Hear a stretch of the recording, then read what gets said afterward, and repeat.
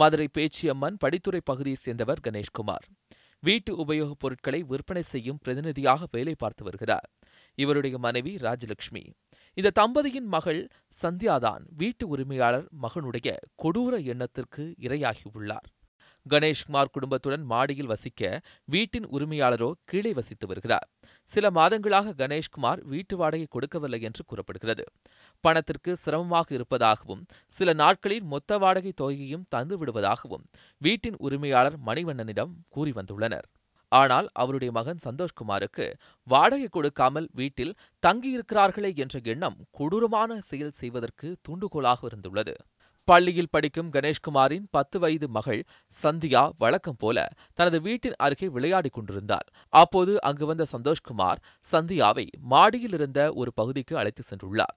சந்தோஷ்குமாரை அண்ணா என்று பெயர் சொல்லி அன்போடு அழைத்து வரும் சந்தியா ஏதோ தின்பண்டங்கள் கொடுப்பதற்காகத்தான் அழைத்து செல்கிறார் என்று அப்பாவித்தனமாக நம்பி அவருடன் சென்றிருக்கிறார். சந்தியாவின் பெற்றோர் வெளியே சென்றிருந்த அந்த சமயத்தில் மாடிக்கு அவளை அழைத்து சென்ற சந்தோஷ்குமார் அவளுடைய உடலில் வயரின் மூலம் மின்சாரத்தை பாய்ச்சியுள்ளார். இதில் சந்தியாவின் உடையில் தீப்பற்றி அலறி துடித்திருக்கிறார். அந்த சத்தம் கேட்டு ஓடிவந்த அக்கம் பக்கத்தினர் விளையாடும் போது மின்சார கசிவினால் தீப்பிடித்து விட்டதாக நினைத்ததோடு சந்தியாவை மீட்டு அங்குள்ள தனியார் மருத்துவமனையில் சேர்த்துள்ளனர். என் மேல எதுவும் இது பண்ணாம நான் இல்லாத நேரத்தில் என் வீட்டம்மா வீட்டுக்குள்ள வேலை பார்த்துட்டு இருக்க நேரத்தில் என் பொண்ணு மாடியில் விளையாண்டுக்கிட்டு இருக்கும்போது எட்டி பார்த்துருக்கா. அந்த நேரத்தில் கீழே இருந்து உமாமகேஸ்வரியோட அந்த அம்மாவோட பையன் சந்தோஷன்றவன் மேலே என் பொண்ணுக்கிட்ட இந்த வயரை கொண்டு கீழே அவங்க வீட்டிலேருந்து ஏதோ ஒரு வயரை கொண்டு என் பொண்ணோட உடம்புல கரண்டை பாய்ச்சிருக்கான். மருத்துவமனையில் சிறுமி சந்தியா சிகிச்சை பெற்று வந்த நிலையில்தான் மாடியில் கிடந்த மின்சாரம் பாய்ச்சப்பட்ட ஒயரை தங்களுக்கு சொந்தமான ஒயர் என்று கூறி சந்தோஷ்குமார் எடுத்து செல்ல வந்துள்ளார். இதனால் சந்தேகமடைந்த தந்தை கணேஷ்குமார் இதுகுறித்து திலகத்திடல் காவல் நிலையத்தில் புகார் கொடுத்தார். போலீசார் நடத்திய விசாரணையில் சந்தோஷ்குமார் உண்மையை ஒப்புக்கொள்ள அவரை கைது செய்த காவல்துறையினர் தொடர்ந்து விசாரணை நடத்தி வருகின்றனர்.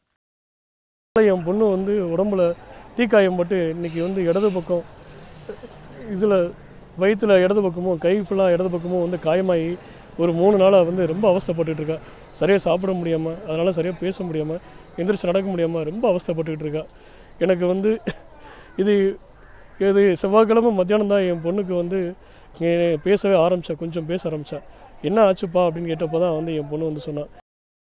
வாடகை கொடுக்காததால் அப்பாவி சிறுமியின் உடலில் மின்சாரம் பாய வைத்து கொடுமைப்படுத்திய சம்பவம் பெரும் பரபரப்பை ஏற்படுத்தியுள்ளது. மருதுபாண்டி, நியூஸ் 7 தமிழ், மதுரை.